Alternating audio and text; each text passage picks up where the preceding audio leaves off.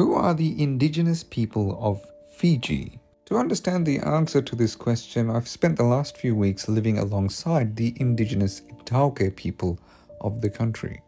Well, the indigenous Italke people have been in Fiji for at least 3,500 years, and throughout the history of the region have been known as master seafarers, famous for their canoe building skills, sailing across the Pacific and reaching hundreds of different islands. Before the British Empire colonized Fiji and prior to the spread of Christianity across the islands, cannibalism was widespread. Despite cannibalism no longer being practiced, the reputation of this history sometimes influences the way that foreigners perceive the natives of Fiji. Now, I've traveled around the world quite a bit and I've interacted with people across the globe, and I can say without a doubt, I've never experienced this level of hospitality and kindness anywhere else in the world. I've learned firsthand that the natives of Fiji are incredibly kind and respectful, with a society rich in culture and traditions.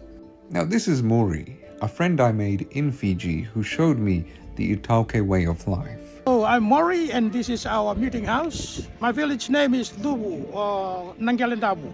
This is a chiefly village in our province. Yeah, that's why our meeting house. That's our meeting house there. I'm pointing at it. Yeah. So that was Mori. He's a local here. He grew up in this village and his nephew is currently the chief. You see, with Mori, I traveled across multiple villages and somehow he was related to everybody. He told me that each village has its own chief, and that position is passed down from father to son. I also went to a famous pottery village in the Sigatoka region of Fiji. Now, I showed up unannounced, but without hesitation, the locals gave me a tour of their village and even welcomed me with a traditional kava ceremony.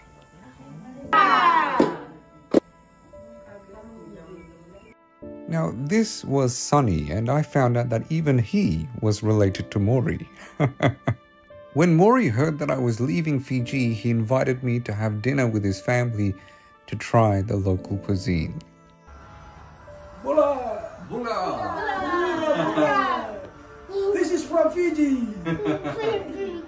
And the food tasted amazing. I ate so much that I couldn't walk.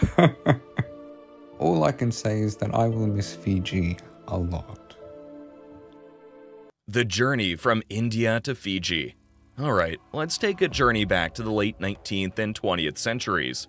The British colonial bigwigs decided to go on a recruitment spree in India. Sir Arthur Gordon, the then governor of Fiji in 1979, ordered the arrival of Indians in Fiji.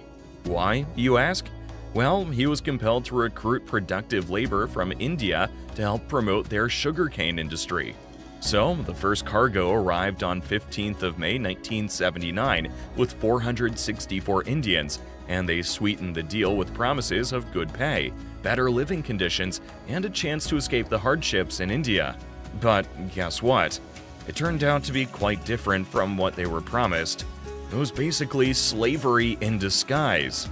Their homes were these tiny thatched huts, and calling their living conditions basic would be an understatement. It was a tough one to say the least. They had to work for a long number of years under conditions that offered about as much protection as a paper umbrella in a storm. Fast forward to 1916, and finally they put an end to the whole indentured labor thing when Mahatma Gandhi came into the picture and asked the British to abolish it. After the indenture, the Indians had this big decision on their hands. Stay back in Fiji or go home to India? Well, guess what most of them decided? They decided to stick around in Fiji. I remember growing up, I would have friends over from other brown cultures, and they would hear my parents talking, they would hear me speaking to them, and they would say, "Why are they talking like that? Why do you guys chop and screw your words like that? Can't even understand what you're saying." I would just respond with saying, "That's Hindi. That's a language that we speak." They would then respond with saying something like, "That's not Hindi. That's not real Hindi. It's not fluent. It's all broken and messed up. That can't be legit." This in turn created feelings of shame, like there was something wrong with the language that we spoke. There was something then wrong with us. Therefore, it meant that I couldn't own my Indian ancestry. Like, I couldn't say that I spoke Hindi. So for a very long time, whenever anyone would ask if I spoke any other languages, I would say, yes, I speak Hindi, but I speak a broken Hindi from Fiji, and it's not legit and it's not fluent, so we refer to it as a broken Hindi. Well, that was so silly of me to ever give in to any type of pressure, to feel any kind of guilt or shame for not speaking Hindi properly. The Hindi that my family and I speak is called Fiji Bath. It is the language of our ancestors, and it is the language that they derived after they became indentured to the British and arrived in Fiji and needed to communicate with each other. It is a mix of many different dialects of Hindi from all over India. The creation of this dialect of Hindi speaks directly to the strength and resilience of my Girmitia ancestors, who were manipulated and so poorly treated. Today, I can say that I am proud to understand and speak Fiji Bath, a language created by a group of people who, after being lied to, manipulated, mistreated mentally, physically, adapted to their new environment and refused the erasure of their identity. So, many times we talk about Indians. The first thing that comes into our minds is always racism. Yes, we think that Indians are the most racist people when it comes to black people and Indians. You understand? First thing, I would like to address this issue because this notion of Indians being racist has been cultivated through those Indians who are living in African countries. You understand? In Africa, we have a racial class from white people, we have Indians, we have coloreds, and then we have Africans. This ecosystem is perfectly exemplified by the situation in South Africa. We have these 4 categories. You understand? Now, you must know that the Indians have a caste system, and this caste system was birthed out of slavery and out of racism. And white privilege is where this caste system was birthed, because originally Indian people are supposed to be black. Yes. If you look at the south of India, many of those people who live there have a darker tone. You understand? This is scientifically backed, because when you look at that position in the world map, you understand that it gets direct sunlight from the sun, just like Africa in itself. You understand? Today, I want us to take a different approach, from the one we are used to, that Indians are racist. What if I told you that people are also being racist to Indians? What if I told you this one thing? Black people faced a lot of difficulties. You understand? We faced slavery at the highest level. We faced colonialism. What if I told you that the Indian people also faced this colonialism and slavery? You understand? Black people from Africa were taken from Africa and taken to plantations all the way to the Americas. What if I told you that the same people who did this activity of transporting Africans from Africa to across the Atlantic are the same people who are responsible for transporting Indians across the Indian Ocean to places such as the Fiji Islands. The Fiji Island is predominant for having people. The original Fijians are actually few, and the remaining people are Indo-Fijians. When I say the remaining people, I am referring to a larger percentage are Fiji Indians, and these Indo-Fijians they are facing some challenges that we are about to see. You understand?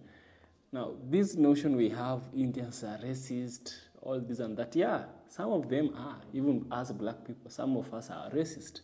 But let's try and look at this story with a different lens. Now, to gain more context and to understand this, what I'm saying more, I want us to watch this video, get to learn how things went by, how Indians arrived in Fiji in the first place, and why I think sometimes Indians are facing the same difficulties black people are facing. And sometimes we should look back and see why we call them racist. Maybe this is just a psychological trauma they are now manifesting into being racist. Remember, hurt people hurt people. Hey, this is Curious Links. 5 facts about Indian Fijians. 1. Indian Fijians were brought to Fiji by the British in 1879 as indentured laborers to work on sugarcane plantations. Many came from the state of Uttar Pradesh. 2. Indian Fijians today make up around 38% of Fiji's population, making them the second largest ethnic group after indigenous Fijians. 3. Most Indian Fijians are Hindu, although there is also a significant Muslim minority. Fijian Hinduism is a unique form of Hinduism that has been influenced by Fijian customs and practices. 4. Indian cuisine is very popular in Fiji and has been widely adopted into local cuisine. Traditional Indian dishes such as curry, biryani, and samosas are very popular. 5. Indian Fijians brought with them their own culture and traditions, including dance, music, and crafts. Hindu festivals have become an integral part of Fijian culture as a whole. I was at the mall the other day, and these Fijian girls were walking behind me, and they were just like having a random conversation. They're just talking, like having a good time, and then mid-conversation, one of the girls is just like, "Chon rakam se mein tatti aave." I'm nahi sakta batao. Literally killed me. Fiji Hindi is so funny. Regular Hindi could never. To all those Indian people who shit on Fijian people and their Hindi, y'all are annoying. What the most annoying thing is, I can understand you, but y'all can't understand our Hindi. So who's the loser here? And if I think about it and talk a little bit slower, mujhko bhi Hindi aati hai. Hey there, friend. I am so glad you asked. Let's get into it. Let me start off by saying, Eye of the Storm 333, thank you so much for asking this question kindly. There were a few folks in the comments of that last video who were saying all types of things that were pretty fucking messed up. So I really appreciate this. I don't know how old you are, but it shows that you're grown and that you know how to engage people in a meaningful way when you're seeking education and not just looking to shame them and talk shit about them. Okay, back to your question. In the last video, I said that in the context of where I'm speaking from, geographically, brown generally means Punjabi or Sikh. That does not at all mean that those are the only two defining characteristics of what it is to be brown. What it means is, in the small, predominantly Caucasian town that I grew up in with my brother and my parents, that was all they thought that was. If you're Punjabi or Sikh, you're brown, and that's it.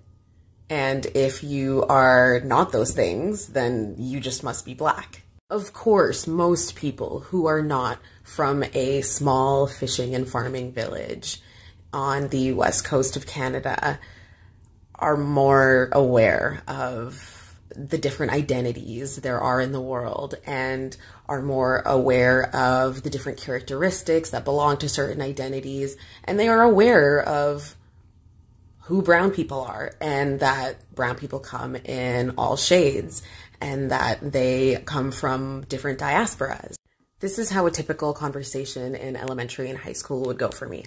Hey, Ange, I just wanted to say that, you know, slavery was bad and black people deserve equal rights and happy Black History Month. Yeah. You know, 'cause you're black. No, I'm actually not black. Well, what do you mean? You have such dark skin. Why is your skin so dark? I'm brown. Oh, so you're not from Africa, you're from India. So you're like East Indian. Nope. And so on and so forth. You get the picture. So you're correct. Brown people includes anyone of South Asian ancestry. But that doesn't mean that ignorant people know that. Stay kind, friend. Moreover, we have seen disturbing videos on social media.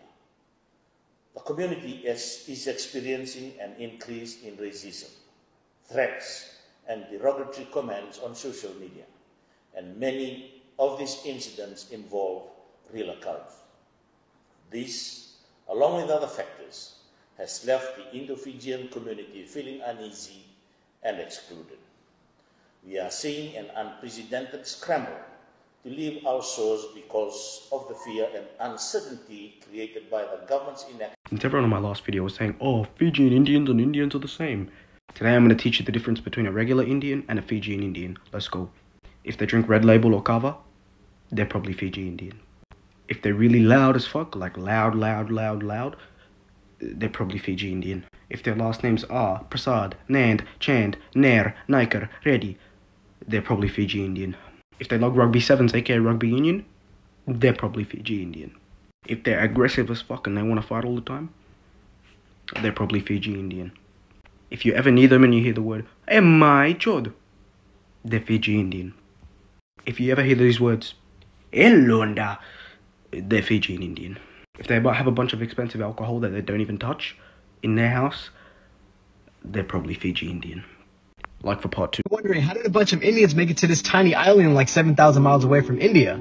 Well, that's easy. So my friend there is of Indo-Fijian descent. He is of Indian descent, but is from Fiji. And the British brought many Indians to Fiji, but that wasn't the only place. They were also brought to other British territories like Guyana and Trinidad, South Africa and Mauritius, Malaysia, and of course Fiji. But the main question is why? So back in the 1830s, slavery was abolished in the British Empire. But cultivating sugar around the empire required a lot of labor, and without slaves, that would be really difficult to do. And since India was also under the British Empire, many were brought as indentured laborers. These are laborers who are bounded by a contract to work for an employer for a certain number of years. Some were recruited and began working to make an income, while others were kidnapped. The indentured labor system was later abolished in the 1920s. Many of these laborers began calling these countries home and began assimilating with other local populations. And today they make up a large demographic of many of these countries. Peaceful village, where our first landed.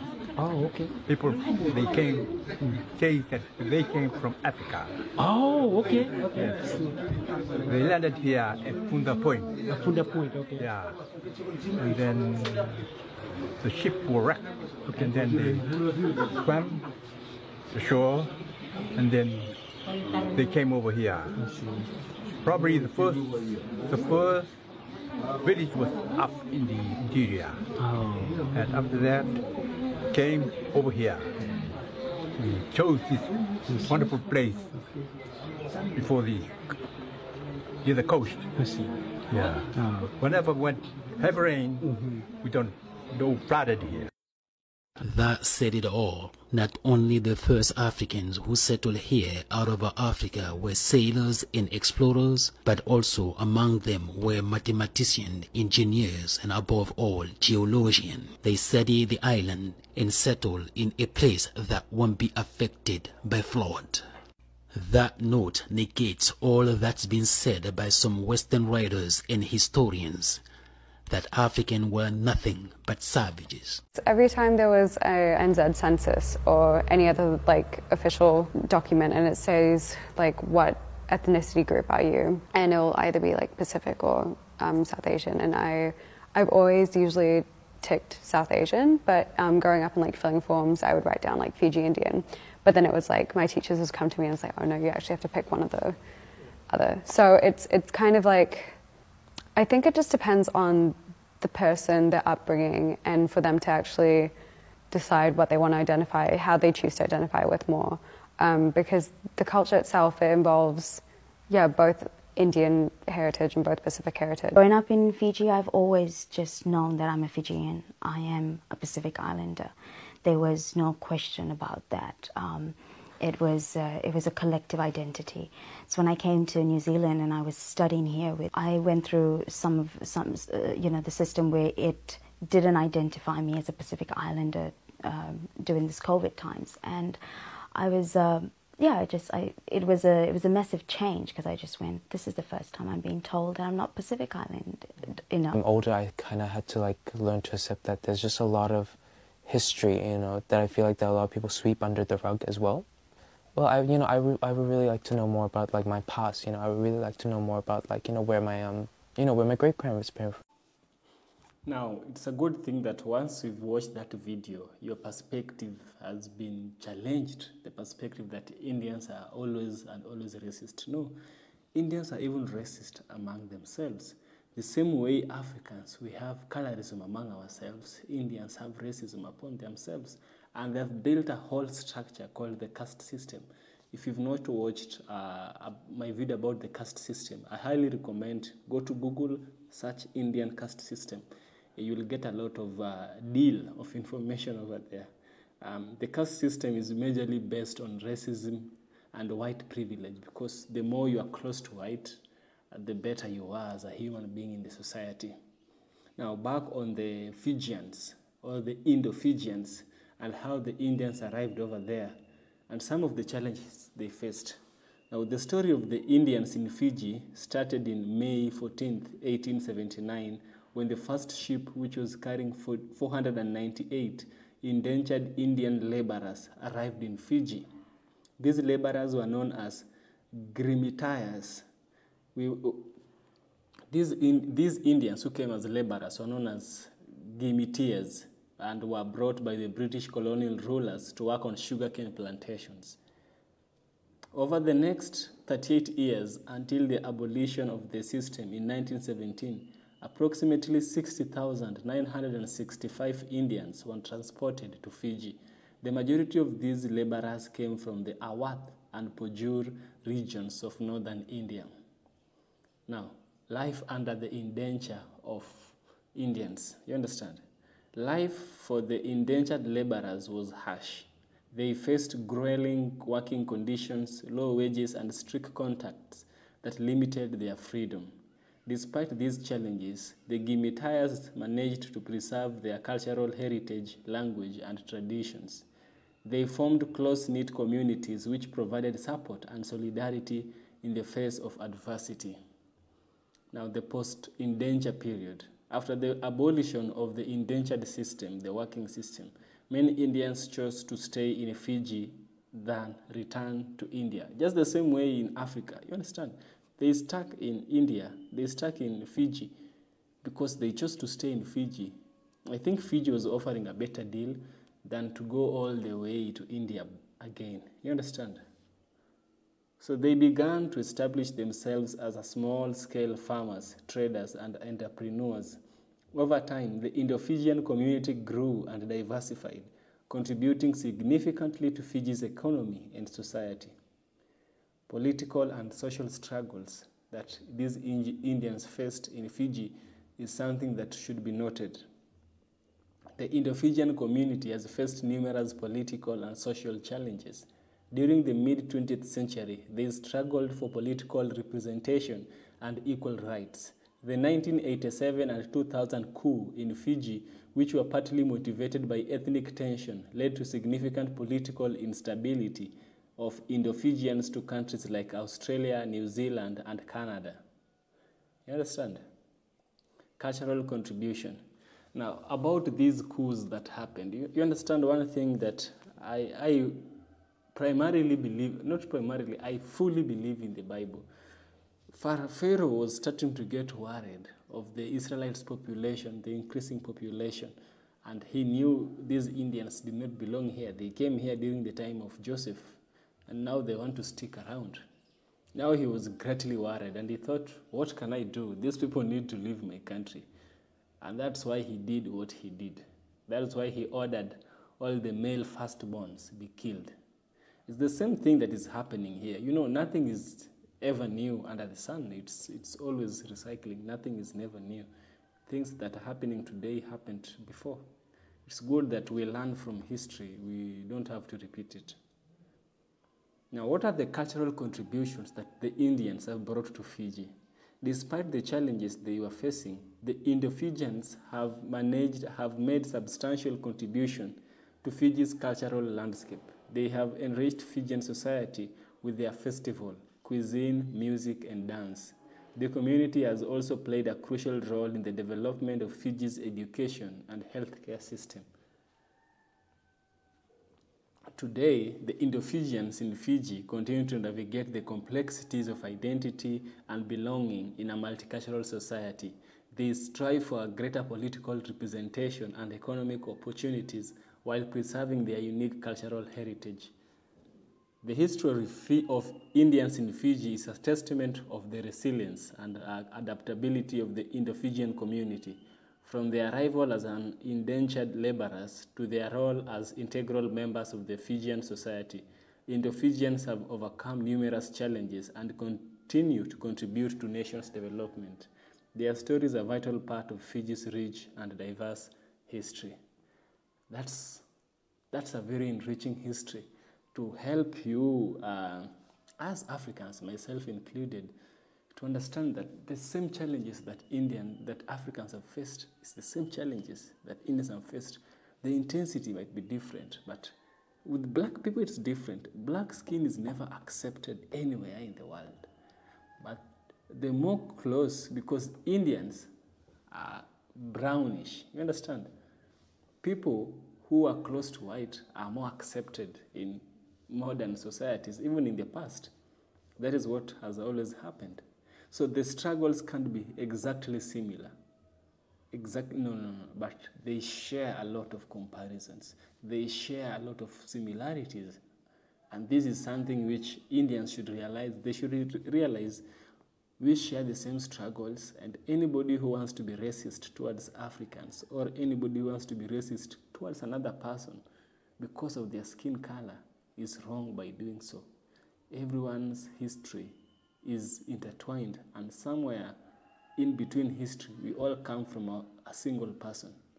We all come from a single person. Once we realize this, it will be important.